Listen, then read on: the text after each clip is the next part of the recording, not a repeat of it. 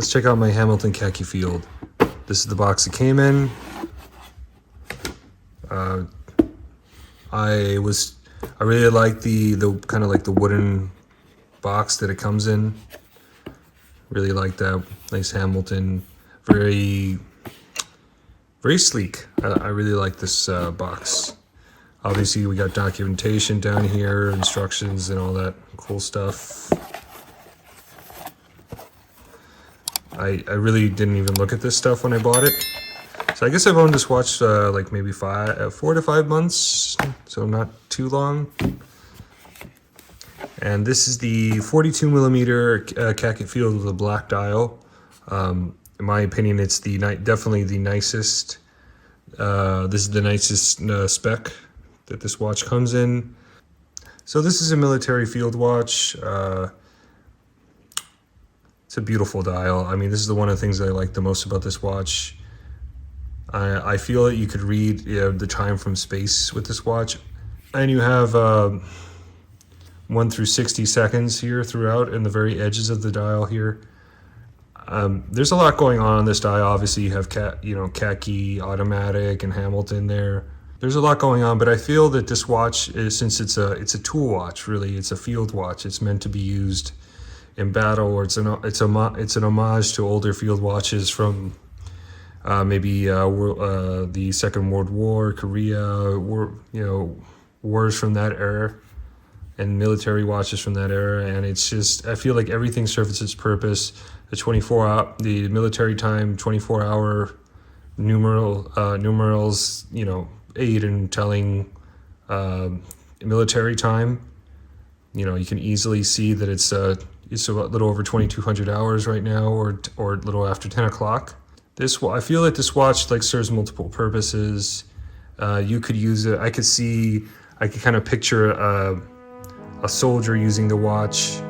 I could picture a soldier using this watch to for navigation, where you have to, time something perfectly. I don't know.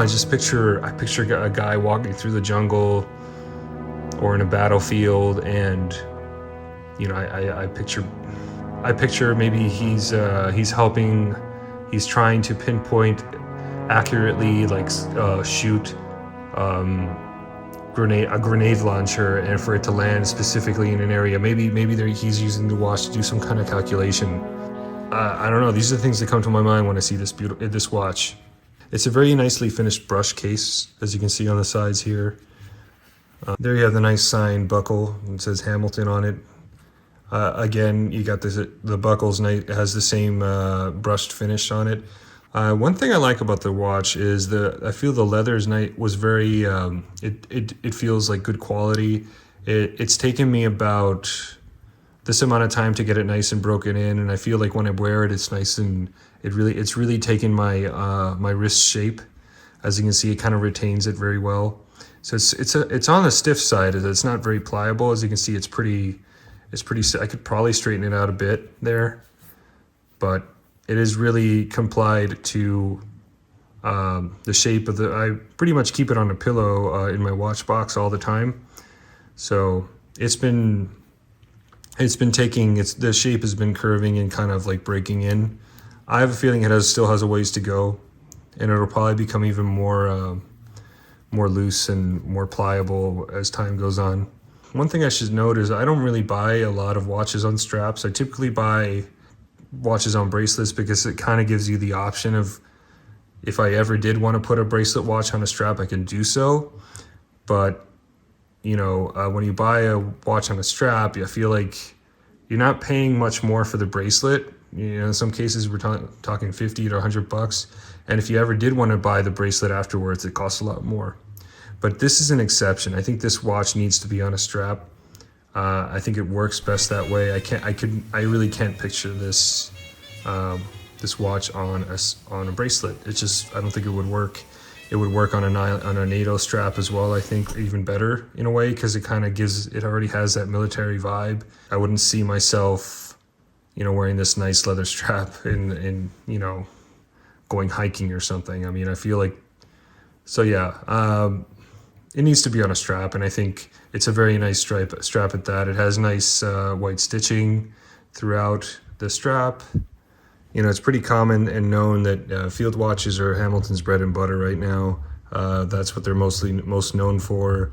And they have popular watches like the Murph, which was an Interstellar, which is also a field watch. And you know, they've done a really good job with product placement throughout the years and did a lot of different movies. There's no denying that this is a very beautiful and striking watch. So let's go a little more detail about the dial here.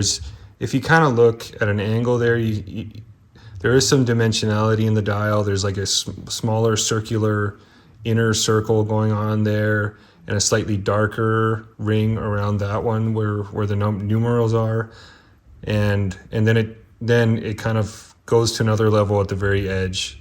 So there's a lot going on this dial, and it's not just what's written on the dial. I should also state the numerals are loomed, very lightly loomed, of course, and there's loom on the hour and the minute marker as well. One of the things I like the most about this watch is the crown. I love how big it is. It's easy to just pick up at any time and just wind it. I feel like I wind this watch more than any other watch I have, just due to the ease of it. Some people may not like it, especially if you're like a right-hander. If you wear it on your right hand, then yeah, obviously this might, it might not be the best watch for you because of the size of the crown. But I believe if you wear it on your left, it's great. So this watch is a cinch to set. I just pulled it out, and here I'm setting the date. I took it up to the second there. Pull it out again, and I'm setting I'll pull it out again. You could hear the snap there, and there I'm setting the time. And it is a hackable movement, of course. Let's go into a little more detail about the movement. The movement is the Hamilton H10, H-10 I should say, which is an ETA-based movement. I'll put a little more detail about it there.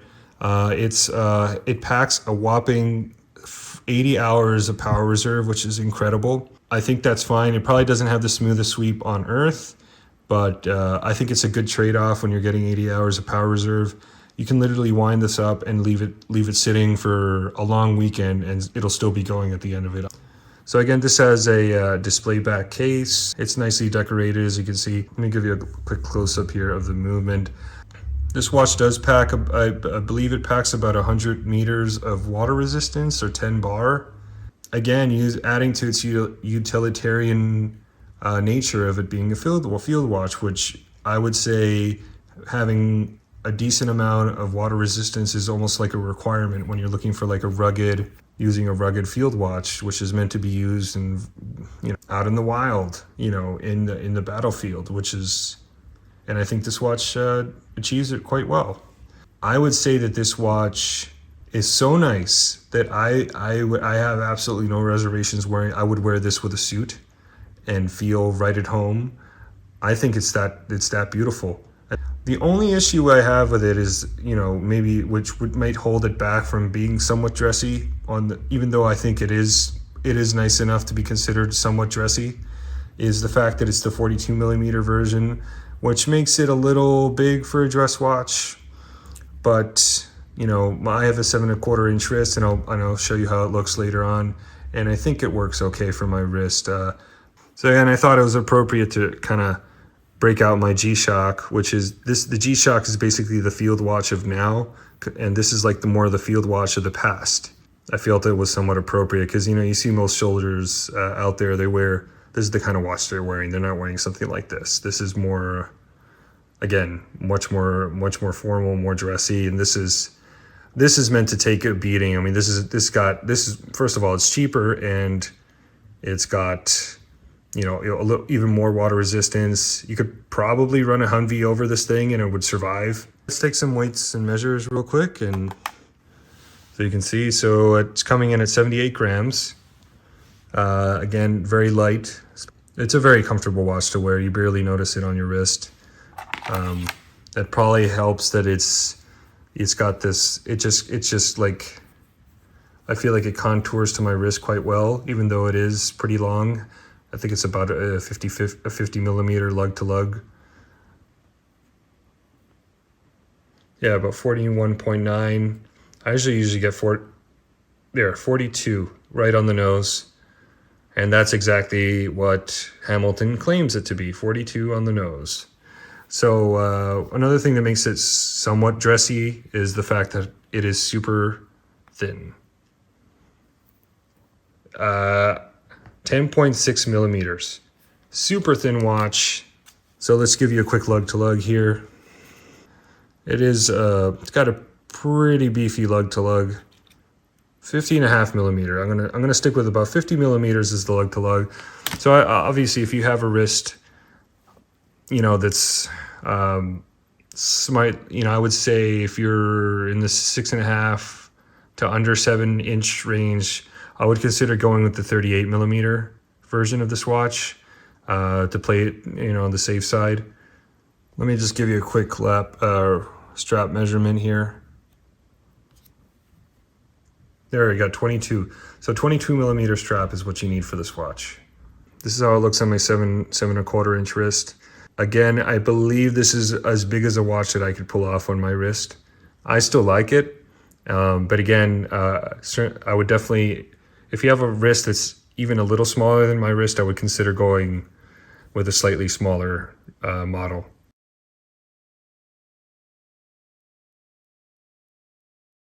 So the Hamilton Khaki Field is arguably the nicest field watch on the market right now if you consider price, how attractive it is, how accessible it is to pretty much anybody. I mean, I think this model was currently going for $400. It's a little harder to find the 38 millimeter right now. I guess that might have been a little more popular. So if you have the wrist to support a 42 millimeter, I think it's a really solid option.